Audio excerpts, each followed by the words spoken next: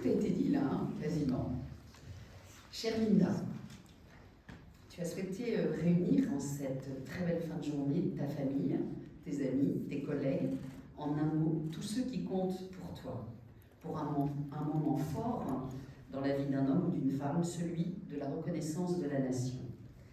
Mais avant de commencer, permets-moi de saluer avec une amitié profonde les personnalités présentes, au premier rang desquelles Monsieur le Président de Région, cher Hervé, Monsieur le Sénateur, Mesdames et Messieurs les vice-présidents, les conseillers régionaux, conseillers départementaux, Mesdames et Messieurs les maires, les élus, Mesdames et Messieurs qui, je suis certaine, êtes engagés d'une façon ou d'une autre dans notre société, chère tous.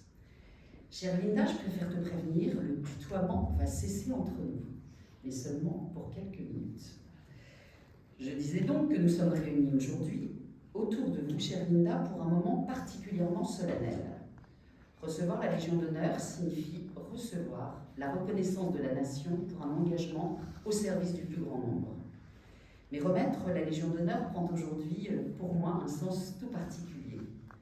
Tout d'abord parce que, ministre, j'avais étudié la possibilité de créer une nouvelle décoration spécifique à l'économie sociale et solidaire, comme elles existent dans bien d'autres domaines, afin de récompenser les mérites de celles et ceux qui contribuent à accompagner et développer un secteur.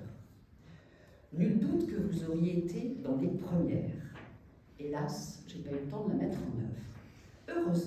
Heureusement, j'avais souhaité proposer votre dossier pour une déclaration plus, vous m'excuserez entre guillemets, généraliste, qui me paraissait en tout point répondre aux attentes très exigeantes de la grande chancellerie. Alors, merci, chère Linda, de m'avoir sollicité pour être votre marraine, ce qui me permet de vous remettre aujourd'hui cette décoration. Il était temps. Je vous dis pourquoi, c'est une toute petite parenthèse, parce que je n'ai pas la Légion d'honneur. Donc en fait, c'est parce que j'ai été ministre et que 6 mois après, je peux remettre la Légion d'honneur. Autrement, s'il y a des personnes qui sont très protocole et qui se demandent comment quelqu'un qui n'a pas la Légion d'honneur peut remettre une autre Légion d'honneur, c'est parce que nous sommes dans les 6 mois après être membre d'un gouvernement. Donc voilà, nous y sommes, tout va bien, ta Légion d'honneur va être remise comme il faut. Mesdames et messieurs, avant de vous parler donc de son engagement public au service de l'économie sociale et solidaire depuis de nombreuses années, c'est la Fécampoise que je vois aujourd'hui également devant moi. Évidemment, comme certains d'entre vous le connaissent, je ne pouvais pas y être insensible. Née à Fécamp, dans une famille modeste et méritante, vous couriez, Linda, entre le square Rollon et le front de mer, sans penser bien entendu à votre engagement futur pour la Normandie et la République, mais en apprenant ce que signifiaient les valeurs travail et solidarité au sein de cette famille aimante. J'ai une pensée toute particulière pour votre papa que j'ai bien connu et qui doit être si fier de vous, de votre engagement et de vos réussites personnelles, professionnelles et politiques. Et pour votre maman qui est de tout cœur avec nous. Vous vous rêviez médecin, Linda, mais des études sans doute trop longues pour une famille modeste vous ont orienté vers une autre faculté. Ainsi, après un DEA sciences de gestion en 1997, vous vous engagez dans un doctorat en stratégie d'implantation des entreprises.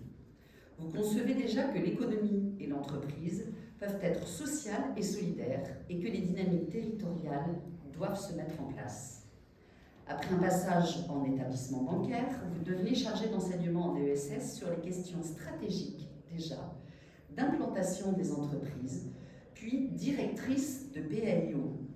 Pour les non-initiés aux acronymes de l'ESS, je précise qu'il s'agit des permanences d'accueil, d'information et d'orientation.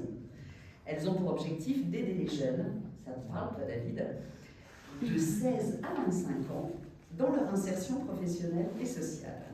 Passionné également par l'action publique, vous devenez en 2004 et pour 4 années la directrice de cabinet du président de la communauté d'agglomération de Caen-la-Mer, un poste de conseil stratégique et politique dans lequel les femmes étaient peu ou pas représentées à cette époque. Et ce n'était pas il y a 50 ans. Vous prenez ensuite, pour 2 ans, un poste à Mont-Saint-Aignan de secrétaire général d'une école d'ingénieurs en agriculture, avant de devenir directrice de la mutualité française Normandie pendant 7 ans. Vous savez, les mutuelles, celles dont on oublie si souvent qu'elles sont un axe majeur de l'économie sociale et solidaire.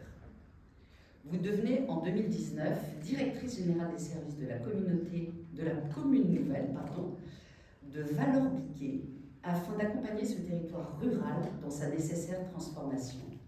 Puis vous décidez de vous lancer comme consultante experte et manager de transition dans un cabinet d'architectes bien connu des Canets et des Hérouvillais, fonctions qui sont toujours les vôtres aujourd'hui. Je dois dire que votre parcours professionnel est assez extraordinaire, tant par votre goût prononcé pour la chose publique que pour la conduite opérationnelle de projets et d'innovation. Mais je n'oublie pas la femme et la mère que vous êtes. Et vous qui me connaissez savez que je n'ai pu m'empêcher. J'ai donc obtenu quelques informations. Si vous êtes une professionnelle reconnue et méritante, c'est dans tous les domaines que vous êtes une femme de conviction et d'engagement. Linda, vous êtes une femme qui a su convaincre dans un milieu plutôt masculin.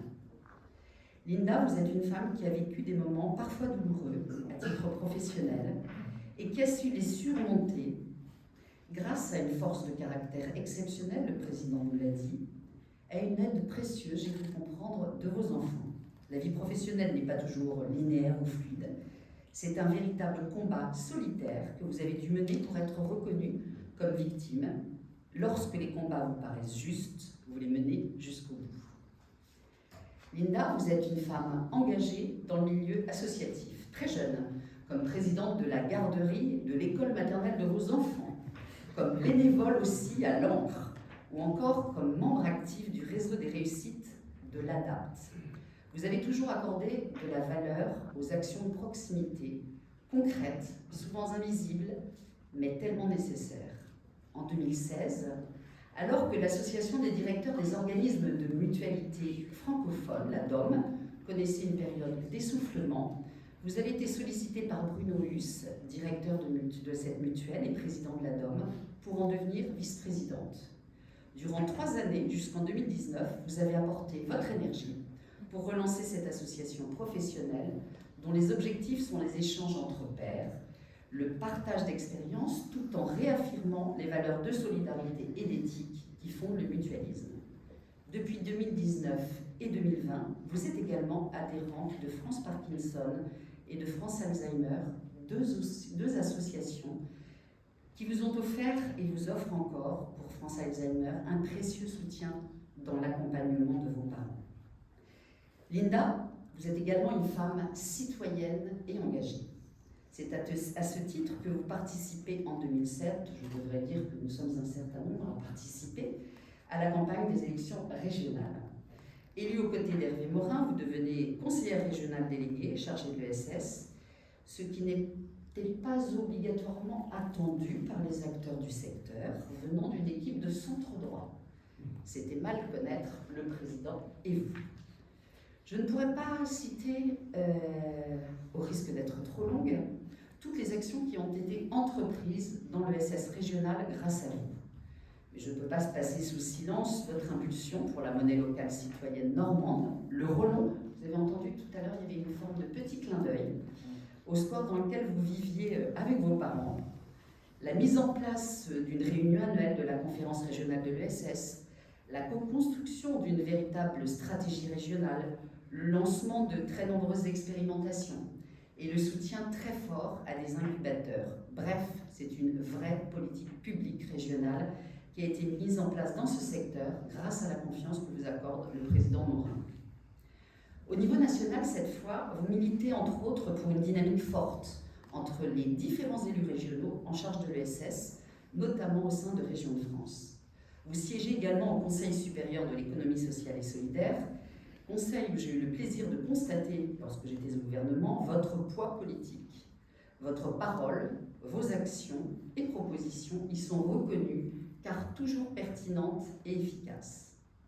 Fort de vos engagements, le président Morin vous renouvellera sa confiance en vous demandant de poursuivre vos travaux pour un second mandat en 2021.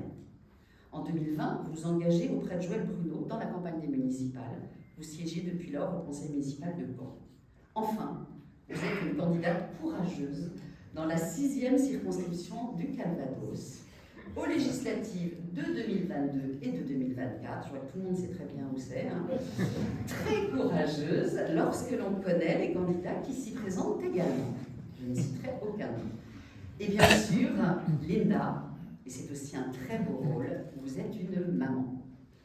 Une maman qui a su inculquer le goût de l'effort et du travail que vous portez intrinsèquement en vous, à vos enfants, Maxime et Noémie, qui va nous voir tout à l'heure, puisque Noémie est à Montréal, donc elle est non pas en direct, mais elle nous verra tout à l'heure. Tout au long de leur parcours scolaire et de leur orientation vers des filières d'excellence, en continuant à les encourager, même pendant les moments de doute. Une maman qui a porté la valeur de solidarité ancrée en elle, au sein de sa famille, et souvent rappelé à ses enfants que, quoi qu'il arrive, quelles que soient les différences, restez solidaires entre vous. Tu te souviens d'avoir dit ça? Eh bien écoute, cette phrase apparemment les a marqués et les guide très souvent. C'est ce qui, en tous les cas, ils ont indiqué à mon petit doigt. Il est aussi important de souligner que tout chemin est rarement solitaire. Alors, je voudrais associer Stéphane, votre compagnon, à ces éloges et ce beau parcours, celui d'une courageuse, sportive, entrepreneuse et combative. Bref, celui d'une femme complète et épanouie. À travers vous, Linda, dans quelques minutes, ce sont tous les acteurs, probablement vous tous ici présents, dévoués et investis que vous avez côtoyés dans vos différentes fonctions qui vont être également récompensées. Et parce que l'Ordre national de la Légion d'honneur est et demeure la plus haute décoration française, ce sont bien vos mérites personnels éminents et les services rendus à la nation dans la tâche novatrice que vous vous êtes fixée au quotidien qui sont ainsi remarqués.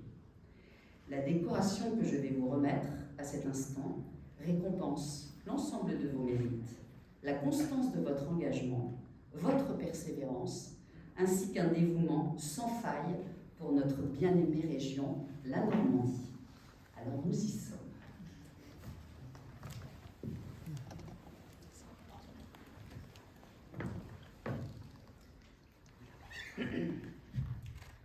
Au nom du président de la République, Linda Lahalle, et en vertu des pouvoirs qui nous sont conférés, je vous nomme.